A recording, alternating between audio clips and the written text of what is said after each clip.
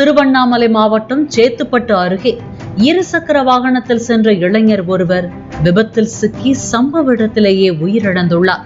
அப்போது அந்த வழியாக இருசக்கர வாகனத்தில் வந்த தம்பதி யாரோ பாவம் என நினைத்து கொண்டு முகத்தை பார்த்தபோது இறந்து கிடந்தது தங்கள் மகன் என தெரிய வந்ததை அடுத்து அதிர்ச்சி அடைந்தனர்.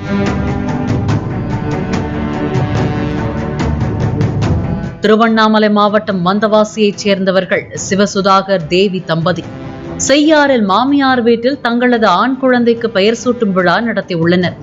நிகழ்ச்சி முடிந்ததும் தாங்கள் கட்டியுள்ள புது வீட்டிற்கு கிரகப்பிரவேசம் செய்யும் பணிக்காக பைக்கில் சிவசுதாகர் திரும்பியுள்ளார். அப்போது திருவண்ணாமலை மாவட்டம் சேத்துப்பட்டு அருகே அவரது பைக் மீது ஆந்திராவில் இருந்து வந்த கார் ஒன்று மோதியதாகவும் அதில் சிவசுதாகர் சம்பவ இடத்திலேயே பலியானதாகவும் கூறப்படுகிறது.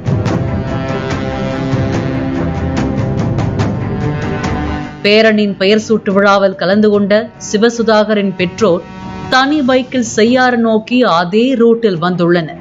அப்போது விபத்தில் இளைஞர் ஒருவர் இறந்து கிடப்பதை பார்த்த அவர்கள் ஐயோ பாவம் என நினைத்து கொண்டு அருகில் சென்று இறந்து கிடந்தவரின் முகத்தை பார்த்துள்ளனர். அதில் சடலமாக கிடந்தது தங்களது மகன் என்பதை கண்ட அவர்கள் அதிர்ச்சி அடைந்தனர்.